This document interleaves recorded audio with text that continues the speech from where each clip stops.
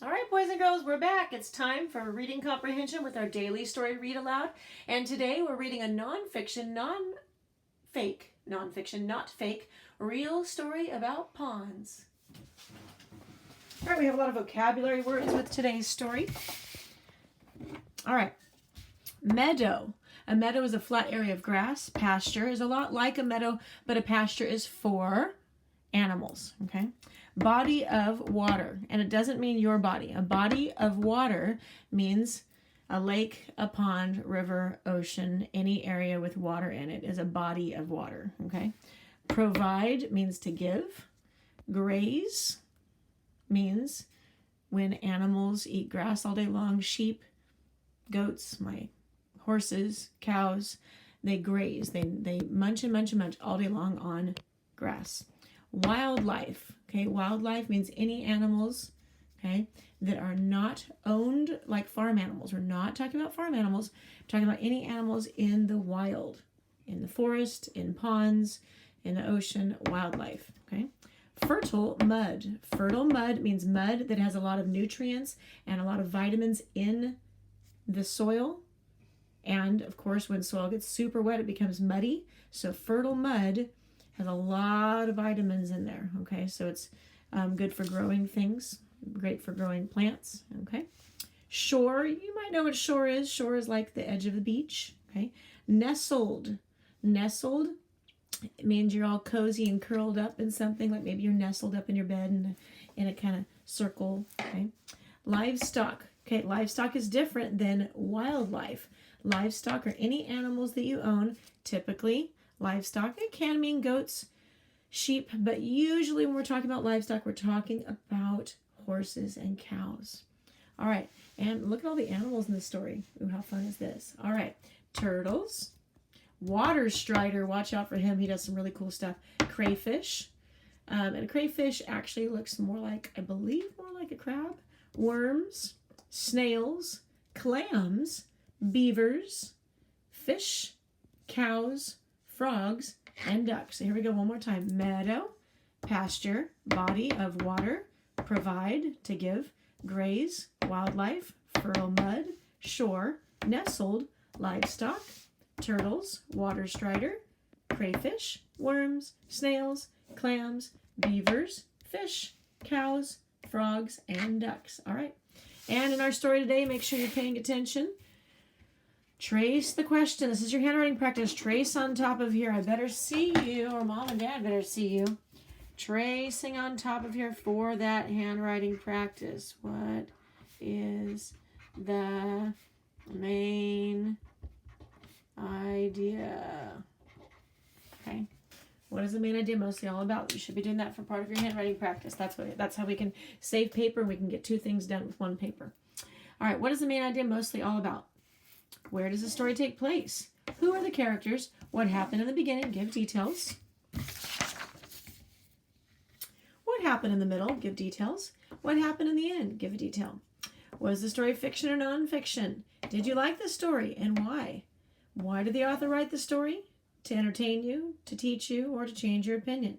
Can you find any rhyming words? You'll notice I could not find any rhyming words, and I really, really looked. All right. Let's get ready to read Ponds by the author writes the words. By Arthur Sherbel, he wrote the words, but the illustrator took the pictures. Ponds.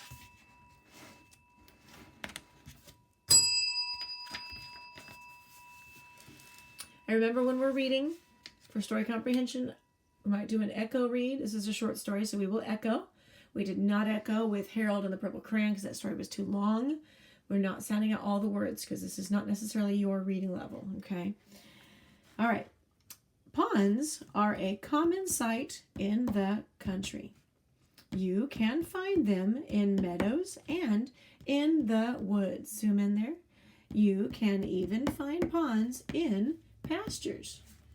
Okay, echo. Ponds are a common sight in the country. You can find them in meadows and in the woods. You can even find, ooh, ta, ta, tiki, ta, you hear that? You can even find ponds in pastures. I'll zoom in, make sure we get the picture on this next one, and then we'll zoom in closer to the words, Miss Eloise. Get that picture. This is still pond water that's not moving. And this is flowing stream water. Flowing stream water is much cleaner. Okay, it's fresh water, it's flowing. Pond water just sits there. So it gets really dirty, has a lot of algae and scum. But the animals that live in the pond love the algae and scum. Go ahead and zoom way in. There we go. What is a pond? A pond is a body of still water. In streams and rivers, water flows from point to point, but pond water does not move. What is a pond? Echo. A pond is a body of still water. In streams, zoom in, and rivers, water flows from point to point. But pond water does not move. Hey, my neighbor has a pond. And my other neighbor has a barn that almost looks like that. All right, zoom in there, Hillary. Some ponds are natural. They start as holes in the ground. Then rainwater fills them. People make ponds too. Farmers dig ponds to provide water for cows that graze in their fields. Some ponds are natural. They start, echo, as holes, echo, in the ground, echo. Then rainwater, echo, fills them, echo. Good. People make ponds too. Hope you echoed. Farmers dig ponds, echo, to provide water, echo, for cows that graze, echo,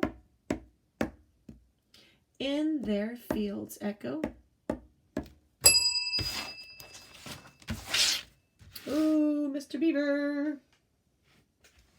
All right, zoom into those words. Even animals, see how I went back and fixed my mistake? Even animals make ponds. Beavers use their sharp teeth to cut down trees. Then they place the logs in a stream. The water backs up to form a pond. To form means to make. All right, here we go. Even animals, echo, make ponds. Echo. Beavers use their sharp teeth to cut down trees. Then they place the logs in a stream. The water backs up to form a pond. Turtles. Hey, I wonder if that's Yertle the turtle. We'll be reading about him later. Ponds are vital for many reasons. On a farm, ponds provide water for livestock. Ponds also give living things a place to live and grow. Ponds are vital for many reasons. On a farm, ponds provide water for livestock. Ponds also give living things a place to live and grow.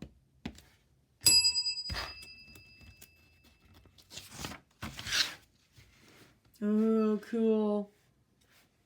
Look at those lily pads on the top. You see the lily pads on the top? And that's what's underneath the lily pads. Isn't that cool? All right, here we go. Ponds are full of life. Many animals and plants that live in the country call ponds home. Ponds give wildlife food and shelter. Ponds are full of life. many animals and plants that live in the country call ponds home.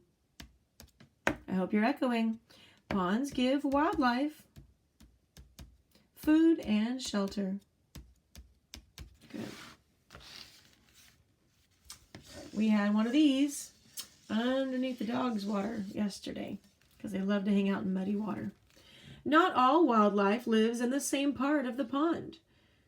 Near the shore, the water is low. Tall grasses and reeds grow well in the fertile mud there. Tall grasses and reeds grow well in the fertile mud there. Ducks and frogs live along the shore too. You notice Mrs. White went back and fixed her rhythm. Reeds, okay. Reeds are like tall shoots, like a cane of grass, okay. So grasses and reeds, they're really like almost like a straw. So grass, you know what grass is, but the reeds are real stiff, like sticks, okay. All right, here we go. Not all wildlife lives in the same part of a pond. Near the shore, the water is low. Tall grasses, stop moving, Ellery, and reeds grow well in the fertile mud there. Ducks and frogs live along the shore too.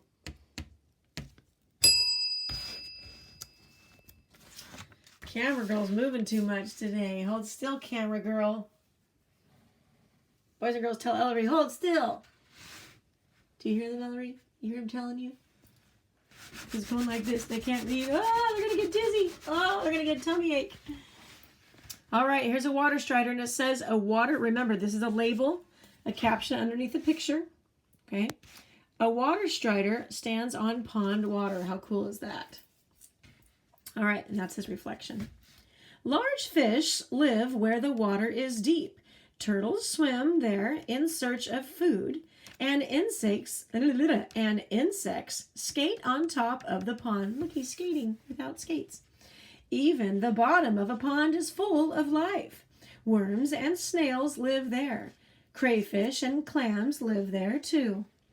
Large fish live where the water is deep. Turtles swim there in search of food.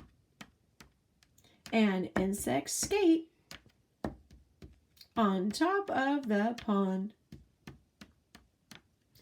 Even the bottom of a pond is full of life. Worms and snails live there. Crayfish and clams live there too.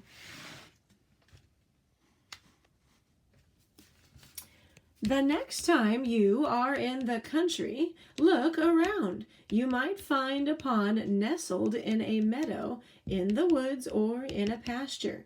So the word nestled was not used with an animal sleeping.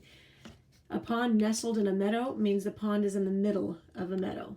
Okay, kind of tucked in there. All right, here we go.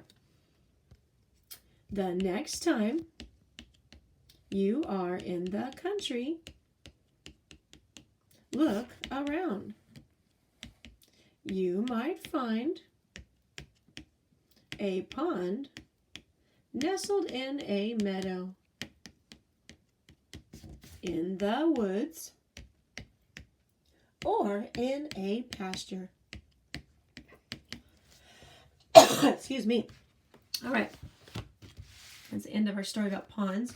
There's some really cool, there's more vocabulary words. Pasture, graze, vital, fertile, nestle. Oh, vital. That's one word we didn't catch. Vital means necessary, super important. Which words, comprehension questions, which words or passages did you find confusing as you read the story Ponds? Did you find any words or pages confusing? How did you clarify the confusing words or passages? How did you figure them out? Well, your teacher told you. How are ponds and streams similar? Remember, ponds are standing water, streams are flowing water. but they both have water. How are they different? Well, I just answered that question, didn't I? They're different because ponds have standing water and streams have flowing water. They're the same in that the fact that ponds and streams both hold water. What are the things did you compare and contrast as you read? Maybe you did, maybe you didn't. That's something extra you can do. You can go back and compare and contrast things that are the same and things that are different, okay? And you notice, this is why I read this to you. Look at that. That is not a first grade book. Third grade book.